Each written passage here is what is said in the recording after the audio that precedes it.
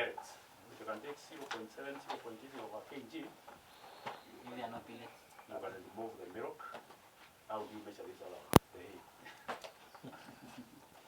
So if you can take that, you can be able to withdraw the milk so that you can allow the stomach, the organism to cross. Because I will keep maziwa mingi all the time. It reaches a point whereby the animal appetite is compromised. It doesn't take the other meals. Appetite inapotea, and that milk is not providing enough nutrients for its growth. So you need to balance. You keep on, if it can eat the dry feed, then better. Keep on feeding. Like for my farm, I just leave it for 3 months, just drinking milk. That is okay. It depends, but I'm saying, even doing at 8 weeks, it still works. That's 2 months. It works. In fact, in the West, 8 weeks. The Americans use 8 weeks only. And How do you therefore, introduce, how do you introduce the starch? May you put it together on top of the milk? No. Okay, but there always develop interest to nibble around. Then provide maziwa, water. Don't assume milk is not water. That's all. That's a liquid, but it's not water. Make sure water, magic, as you introduce dry feed, the water will not stay there. No. That's all.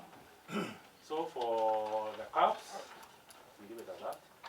If you do that, and then of course, milk don't give poor quality milk. Maziwa ile ya kusema ile ilikuwa na mastitis ndio unapatia hii. Ile ng'ombe iko na injection ndio unapatia maziwa yake unauza hii ya mama, you'll be making a big mistake because you'll be introducing antibiotics and we are trying to introduce microorganisms, those bacteria to be digested in the food, isn't it? And then wewe unapatia dawa tena. So if you do that, you are going to have good calves. Of course, other aspects like good ventilation, good hygiene, because if the hygiene is not right, ventilation is not right, you end up with pneumonias, and pneumonias are the first killers, very fast killers of calves. That's where problem starts. No. So you need to find calves which are always making noise with a lot of appetite. You see? A hungry calf ndio iko na afya. Iko na njaa saa yote inapiga masufuria inataka kula. Ukiona calf imetulia, just lie down. Be careful. Ukiona imerelax, you are in trouble. It's not happy. So I think we leave it at that. Then tukirundi, I don't know what is left. Tutaangalia we go to the upgrading and yes, because we have done the catalog basically. Yes. And I felt we cannot leave out the calves because we will be making a big mistake. We use good genetics, use money, produce calves, then you don't manage them well. It's a waste of time. One advantage of feeding the calves with the bottle also is, you see, like if you used dry cow therapy to dry your cow, yeah? You know, when you milk yourself, you'll be able to stripe off. You ensure that what the cow is going to take is clean. So that's another advantage instead of using the curve itself to suckle. The under could be dirty if the curve was to suckle there outside in the barn. You milk nicely. Then of course give it at the right temperature, warm. And then excess colostrum, if you have a fridge, you can put in the fridge. That's all. And then warm for the next feed. You can continue using it till hours. And then the way to do the warming is you don't boil in a sufuria. You put on a water bath. So imagine a water bath is that way for the pouring. to the right temperatures. You check. That's all. Yes.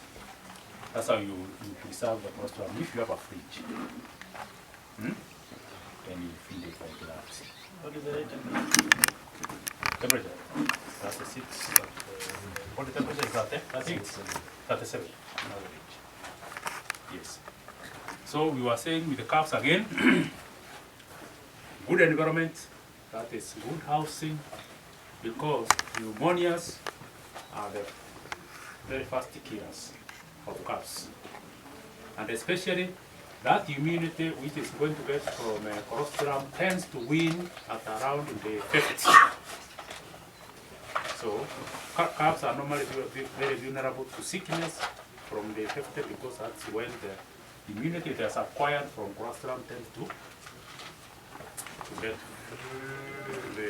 get finished there. So that is a very critical stage. So you need your calf to be in good health, good ventilation, good housing to avoid pneumonias, because pneumonias are the first killers of calves and the diarrheas. And again, pneumonias, when you end up with lungs infection, some of them tends to be adhered, with pneumonia. They tend to be adhered to the thoracic cavity, and then they don't grow well anymore. You may find a cow which always looks frail because it's under a pneumonia at very early stages. So it's important to avoid that pneumonias by good ventilation, right, and in good beddings, because when they lie on they take a lot of milk, beddings are not taken, are not looked at properly. They urinate there, depending on the way temperatures change in the night, it becomes very cold, they are likely to get pneumonias. So that's why it is very important to take care of that. Then of course, cleanness, the temperatures of the milk, when the way it is given, when you have workers, for example, there's a tendency of either milking too early, then you keep the milk somewhere, and then the calf is fed far much later. Or somebody takes the milk from daily, the calf is forgotten, and they tend to give the milk when it is cold. That one will bring diarrheas. Because diarrheas is like when you give cold milk, you are likely to get those scarring. And you see when you get scarring, chances are that the doctor will come and will start giving antibiotics. And we are trying to introduce we are trying to introduce bacteria in the stomach to be digesting the food. And then you are introducing antibiotics to kill them again. So if we can now be able to do good management of the calves at that very early age, we avoid, they take the colostrum at the right time, they get the immunity, then of course we make sure that we avoid diarrheas, and then we avoid pneumonias, then I don't expect any other that you are safe. And so, clean milk all the time. Don't take advantage and say, meaning the one who was sick, you know the milk, that's what the calf takes. You know, the antibiotics withdraw calves through the milk. But the andama is not sick. So it will start killing other things.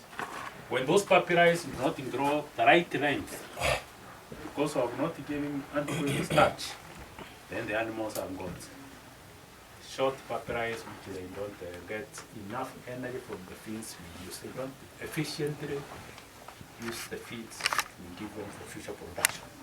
So you see it's very critical, the calf. And by so doing, utakuwa unaenda kwa mkulima fulani kununua hii fast all the time. You want bread?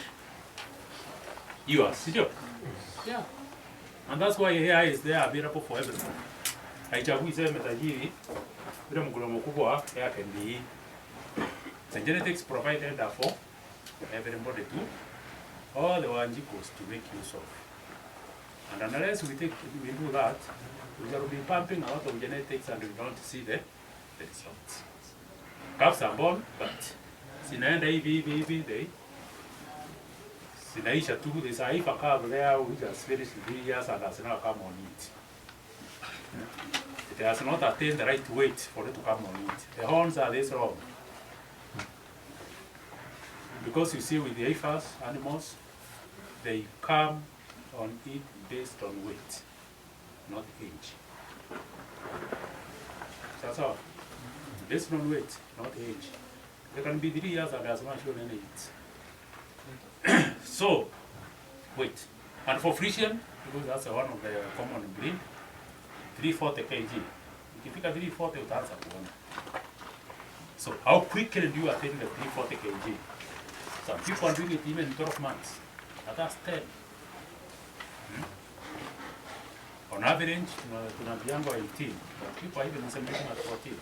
In the West, in the US, many cows lay a calf at 24 months. What does that mean? If you 24, you subtract 9. So that will be? No, 15. 15. So they are doing it at 15. Of course, we are not saying you do it too early, not too late. But when you get that weight, some people say 34 is average, the recommended average weight, but some people can wait longer. Some, depending on your farm, you can say you to do 36, some may 360 kilos, but anything above 340 is recommended. Some people say, I don't want to do that, I want to wait up to 380 kg. Well and good. Whatever works for you. But unless it has attained that weight, no science. No. After that, Yeah? at 1 year, you inseminate it. Yeah, but what we are saying, one, when you do it also too early, you will also be compromising the growth. You have to balance the two. Depending on your management style and your feeding system, if you know you can be able to sustain, even after service, you can be able to feed it good food to be able to continue growing as the fetus is growing, fine. You see, but you see the tendency is that if you do it too early, let's say at 340, then you don't give good food, that animal is likely to calve when it is still, it is stagnant. So you have to balance the two. You serve at that age, but make sure you provide adequate feed to make sure that it also, because it's still growing. So you have to balance the two. That's all. Yeah. You don't compromise, you don't reduce the food or you don't maintain and then it doesn't grow because the fetus is growing. You have to balance it. Make sure there is something now growing, then you need to make sure you provide, you supplement it more. This is growing and the fetus is growing. You need to do the breeding records.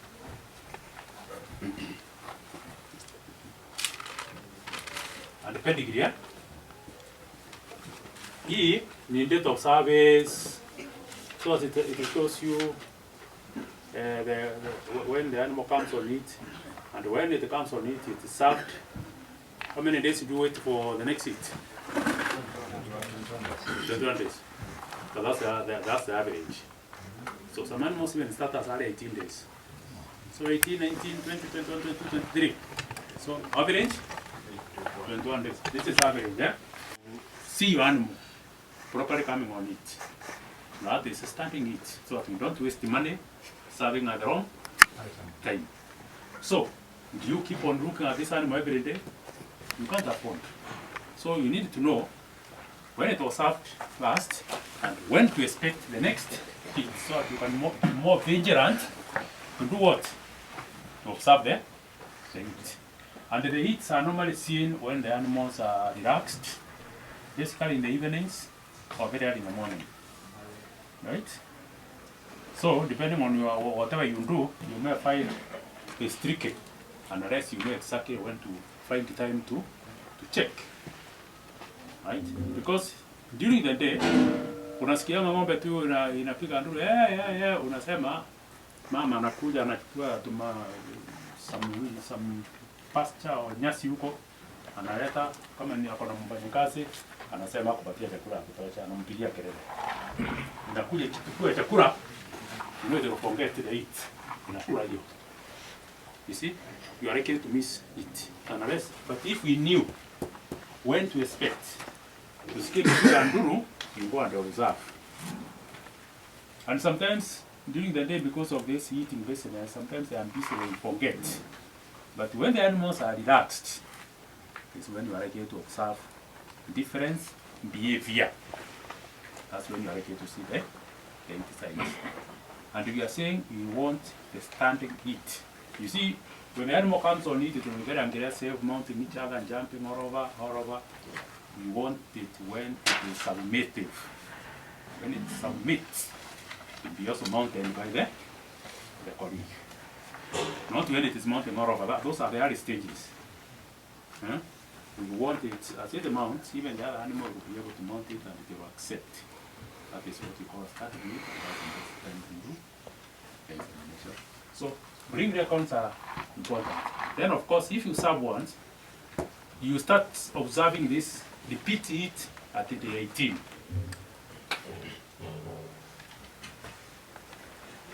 18th day. Up to 20. Bana, 20 lunch. So, 21 is average. So, you observe 18, kuja ona. 19, kuja ona. 20, because 21 inaingia. Ikipita 22 is start now saying hallelujah. 23 inaweza kuwa sasa imeshika unless there is what we call early embryonic death. There are some animals which conceive and they don't show it by the repeat time, but they show it after around 40 days. That is the second eat sign. Because that tells you there was a conception, possibly, but then the fetus somehow did not survive to proceed to a calf. Then because of that process of absorption and so forth, for it to show another heat, you're in a repeat second expectant heat days. Around 42, 43 days, 45. When you see that, it also tells you a lot that there is some intervention required. But when it is 21, it repeats every, that frequency regularly, then you know maybe the way the insemination was not successful, right? And there are so many reasons.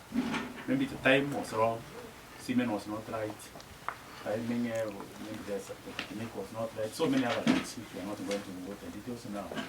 But what we're interested in is why is that record important? Because if it repeats at around 42 days, thereabout, it can now inform you how you are going to explain to your doctor, your vet, because it will inform him of what action to take for it to be able to take the next service. Now, breeding also will also be able to guide you to inform you of how your animal is, the fertility of your animal. There are those animals which are always problematic. They have to be served so many times before they can be conceived. There are those which are just taken by one. So you know, hii ng'ombe hii ni ya hii tatu. Kuna ingine hata inakataanga particular inseminator. Huyo anajaribu anashida. The rest is very comfortable with them, they conceive. Lakini hii particularly mpaka ijue mtu fulani. There are those differences. So this breeding records will be able to tell you all that. Now, pedigree records. This is where we said, after you get the straw, that information is there. The bull name, the code. Yes, then if it is a Kagirik, of course, you will be able to know. You get that code, you check in the catalog, and you'll be able to see the details of that animal. Because if you get a calf, a IFA, which you want now to retain, you now develop is pedigree record, right? Because now you go and write down the name of the calf, then you write now the father with the sire, and the mother. See you? And then of course, this one, you can now go to the details of who that one is. Right? Of course, from the mother side, if you have the details also, you have indicated who this mother was, who was the sire. Who was the father of this cow you have used. Because this one will help you at the end of the day to know whether these two are related. Right? In the future. You see? Those relationships are very important so that this sire and this other one to see if there's any relationship. So that any time this animal now, if you are going to breed to this IFA, will be bred to a future sire somewhere, you'll be checking this sire here, right? And this sire there, to ensure that none of this appears in the sire line over this other one. See you? Yes. So that we avoid what? Inbreeding. Yes. Because we could be doing a lot of inbreeding because we don't keep any pedigree record. Insemeni anakuja anamuita ng'ombe yangu iko niite, ile gani akikuja anaambia ni hiyo. He goes to the tank, he picks any semen, anaweka. He has not checked this. So that when you keep this record, let's have a card or a book. Just that when the inseminator comes, if necessary, if you are around, give him this prior information. If not, make that card available somewhere. Akuja mwambie, that's a pedigree. See what it goes. Number two, because you people now you are running.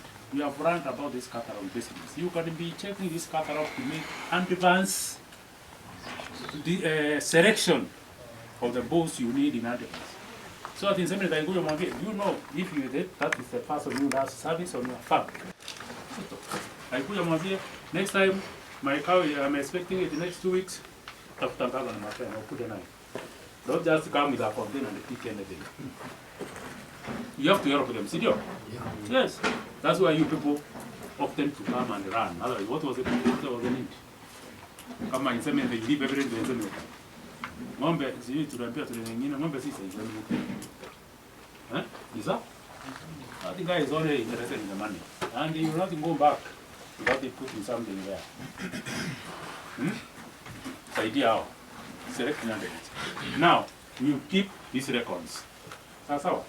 Then we need to know how are we moving from this level to the next level.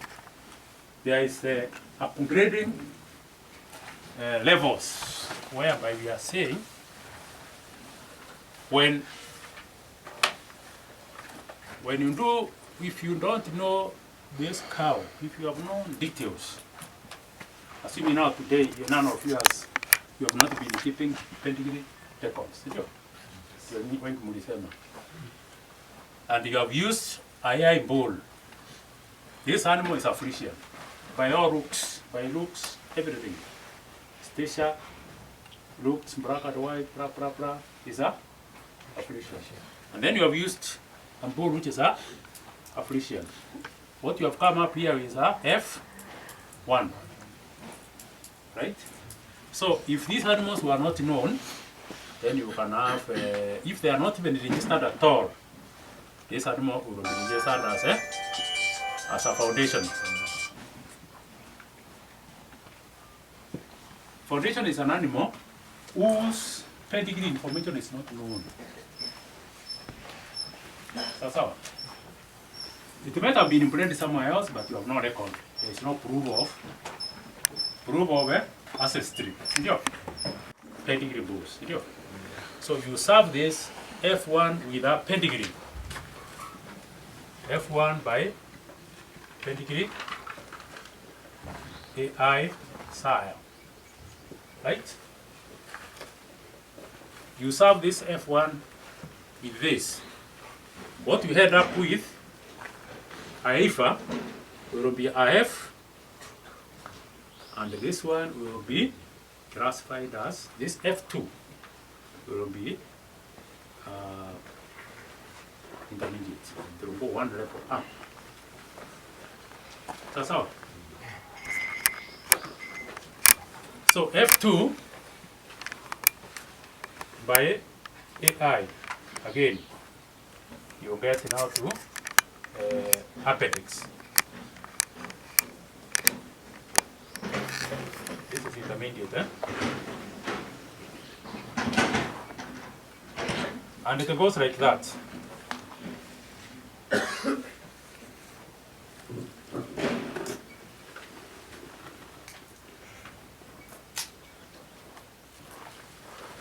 So that's how we come to then and after what? We have started with that combination. You have ended up with a foundation. So you serve this F1 with a pedigree AI ball to the daughter, which we are saying we are calling F2, will be an intermediate cow. And this F2 will remain there forever. All the daughters of this will be classified as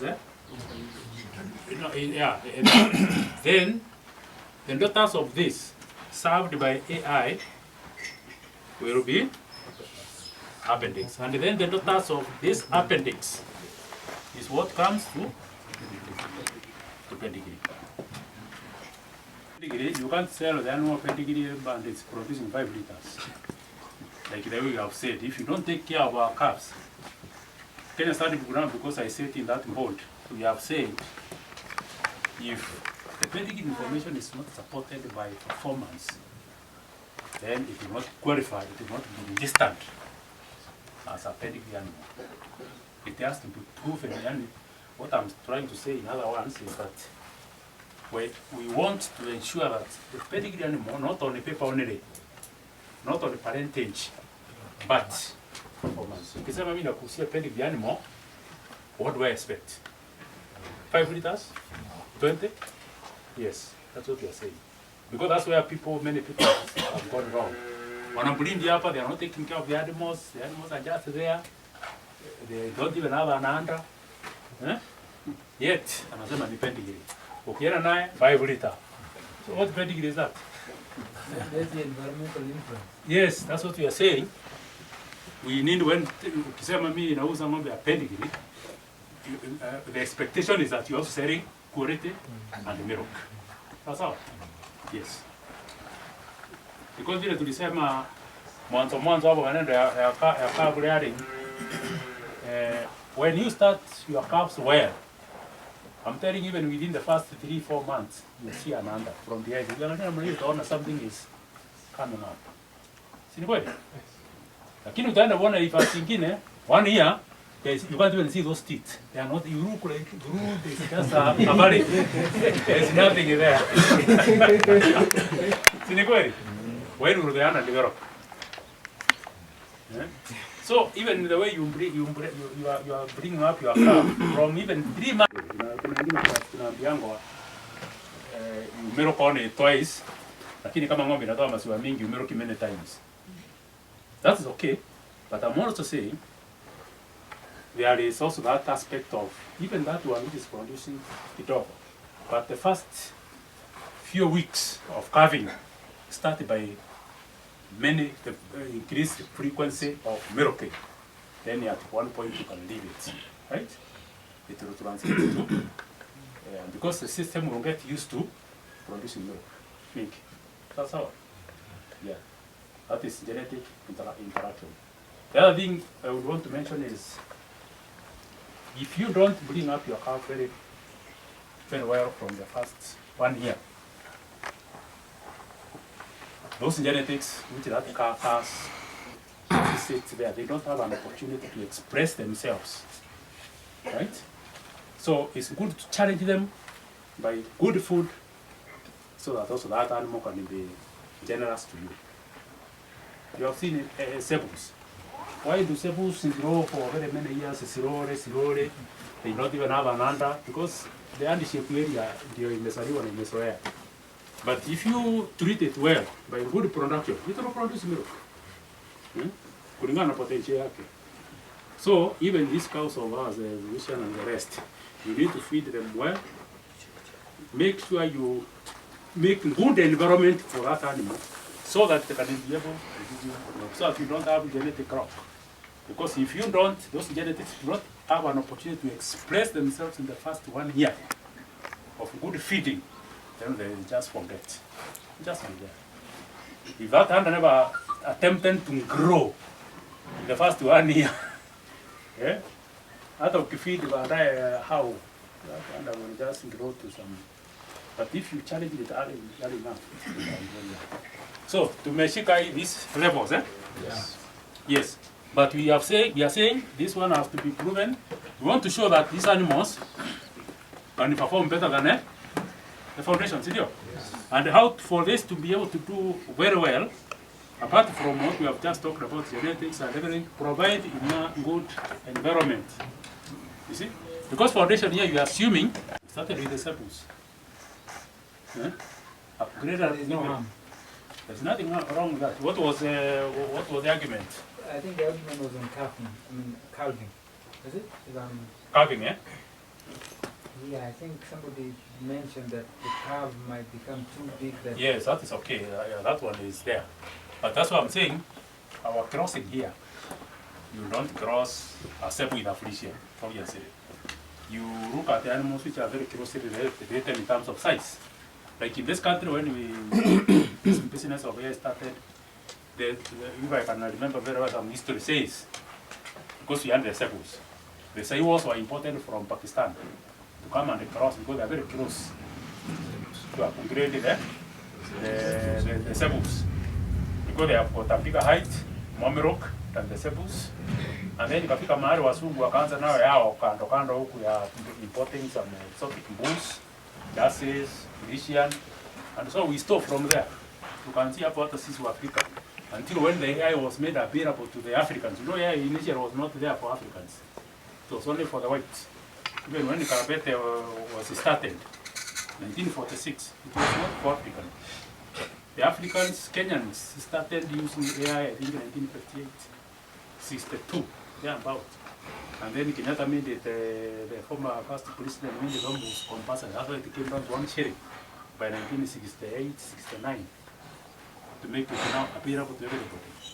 Because it was a preserve for the whites. Therefore, to cross here, you need to look at size. It's very important. Like if you have a cebu, you don't put a Frisian, of course. A cebu would go very well in Jassi. Yeah? maybe buffaloes.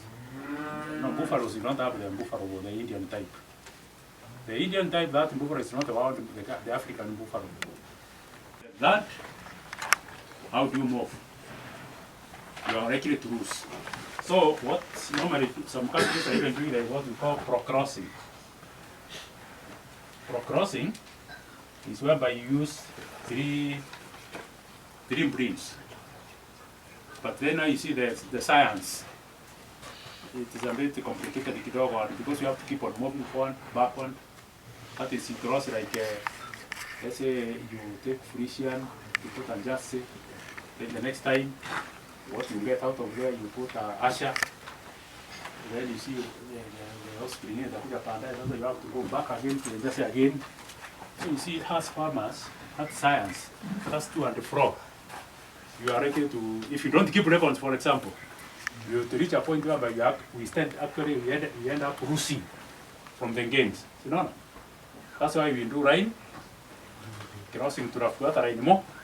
So there we are not likely to lose. We always progress.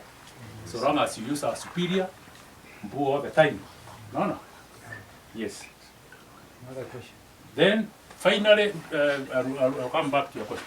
After you do all this, the pedigree registration, then we need to do lactation. That is performance records, which is also very important. You said you are doing farm records. Studio, una record to a chamber.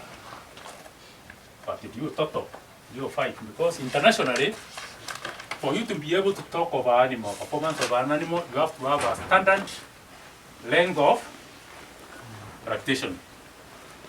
305, this is the international accepted lactation length. Because you can milk your cow 1 year, 365 days. I milk mine 300 days. Yangu nasema inatoa nimepata 10,000 liters, 365 or 400 days. Mwingine nimepata so much. Nani atasema yako ni better than the other one? It will be difficult, see? So, if you have a standard length of lactation, you talk of the same base length, then you can be able to talk about the performances. So we need to do milk records so that you can be able to market your internationally, you are recognized. Your price of your cows will go up. I know of one of our farmers, which is my contract farmer, is AFAS 400K. 20,000. You can't get a heifer from this place 4 months pregnant without 20,000. Because of being a breeder who can provide bulls to. Because he produces good milk and he has the records. Nothing else. 20,000. Yeah. And they are there even now if you want. Export, not less than 500. Last year, Kagame came and bought N at 600 each. Wow. The farmer is here. Records. Taking us around in this breeding story, isn't the technology right now possible? We cut the shortcut and go to pedigree by having the sires and the DAM. I'm not known how to pronounce that. Dam, Mama. Sounds like a lady. Mama, yeah. Okay. Can't we do what I've seen some people calling ultra something fertilization? What is stopping us from having that in a mass? Input transfer. Yeah, so that I don't need to go and buy 400K now. I'll go buy a Zebu or Saiwal and put it. Yeah. Input transfer is there. But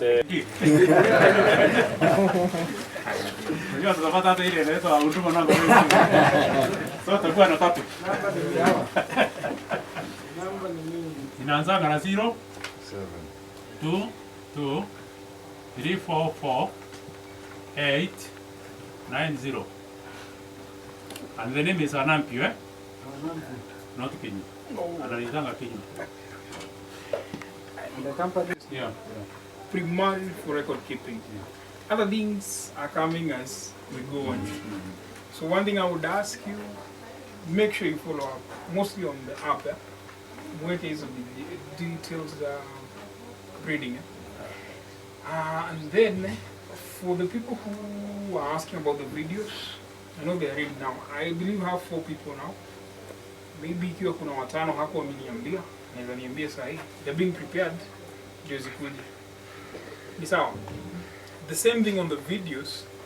Naweza penda huu jamaa sasa yenye tunafanya ka practical kadogo pale, mpe ka space.